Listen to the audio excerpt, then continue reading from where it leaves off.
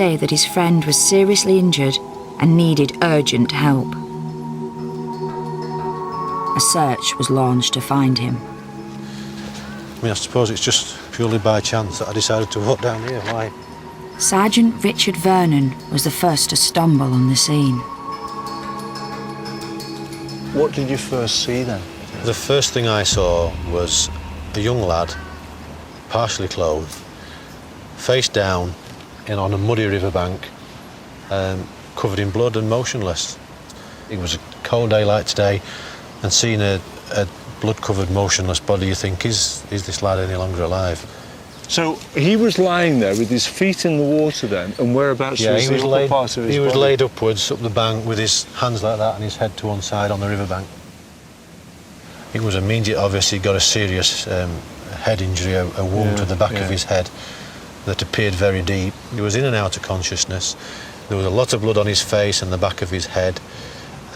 He kept closing his eyes and opening his eyes again. I've been in the job for over 22 years, and I've never seen somebody that's still alive with injuries as horrific as that, and especially on a child of that age. No, never.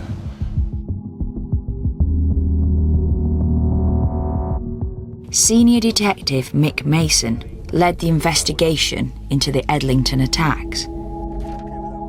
He discovered that two brothers, aged 10 and 11, had strangled, burned and sexually assaulted the two friends in a terrifying, unprovoked attack lasting an hour and a half. They'd filmed part of it on a mobile phone.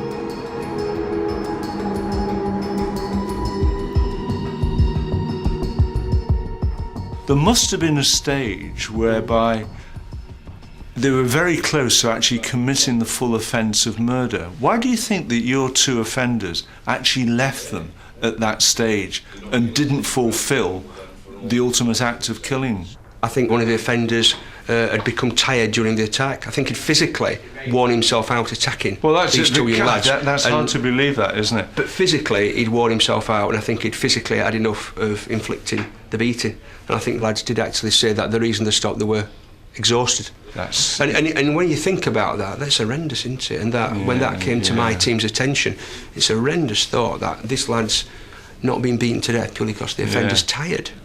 And what I found quite problematic was that you'd got the extent of the injuries, the extent of the violence, and you've got two young offenders, two young victims who have been horribly attacked, and it just makes the investigation so problematic. That these lads knew what they'd done, knew what they were doing. Though the brothers were not yet in their teens, they already had an extensive history of violent offending, including assault and battery. They killed some ducklings by throwing them against a tree, and had tried to burn down Joy Silcott's cafe when she refused to sell them cigarettes. And he turned like a Jekyll and Hyde. He went red in the face, he called me some terrible names, and he really turned nasty. They'd been in all the bins in the park, got all the rubbish, and built it up at the back door, right next to the gas pipe. It was the older of the two boys got the younger boy to light it. If they'd have left it, it had just gone up, it had just gone. The boys' antisocial behaviour was escalating, and neighbours began to gather evidence, here filming them throwing stones at houses.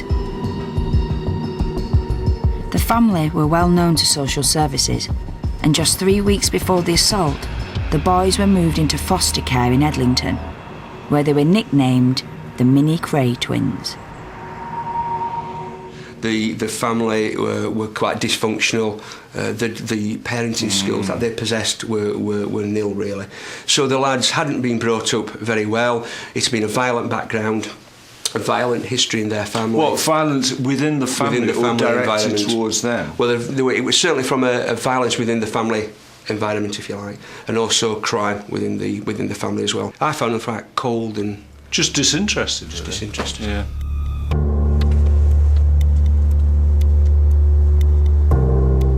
There are hundreds of child offenders in Britain, and there are clear patterns in their backgrounds.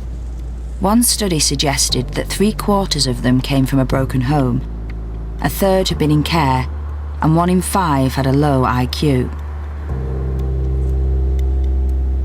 One of Albert Kirby's first jobs on the James Bulger case was to investigate the backgrounds of the boys charged with the murder. When we looked at the history of the two boys, there were suggestions that Venables had been the subject of bullying at school. In fact, one of those that were bullying him at one period of time was Thompson. But they became friends, and we know certainly the year up to before the murder, they were regular truants from school, always coming out and being involved in petty shoplifting, that type of thing. In Venables' case, mother and father were separated, but had joint care for the children. Robert Thompson's upbringing seemed more difficult. There is a history within the family of violence. 7 children, a big age span. Oldest one's been arrested, been to court, been in the care of the social services. Father who abandoned the family, just totally dysfunctional.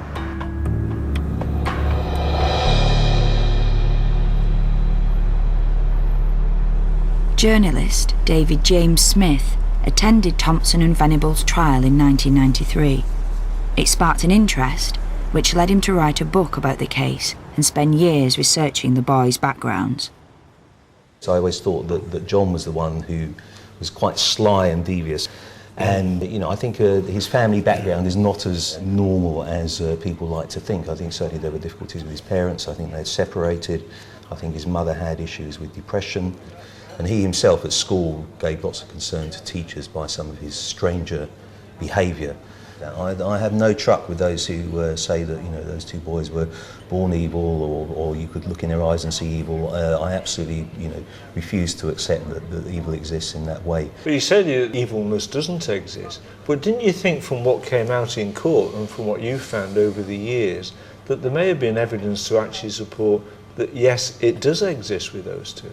Well, Albert, we'd have to agree to differ about that, because I do not believe in that concept of evil. I mean, I think you can, I'm willing to accept you could describe the act as evil, but if you start to look at the reasons why and how it happened, then I don't think you'll find the answer in the Bible, but I think you'll find the answer in their family backgrounds. Dr. Peter Mish is a consultant psychiatrist who specialises in working with children who commit serious offences. He says the reasons for such terrible crimes are far more deep and complex than most people think. There are no generalities.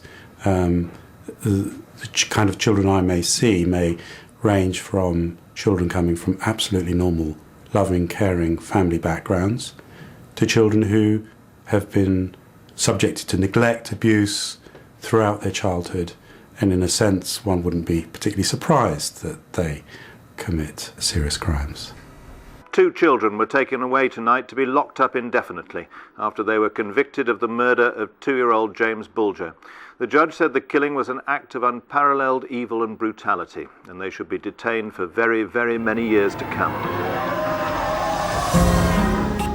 But after a delay of 5 days, the court announced that Venables and Thompson were to serve a minimum of 8 years in custody, a sentence that disappointed Albert Kirby. Remember quite clearly that there was consideration being given to both boys being sentenced to 15 years imprisonment. And eventually it ended up as 8. But I personally always believed that the tariff of 8 was really far, far too low.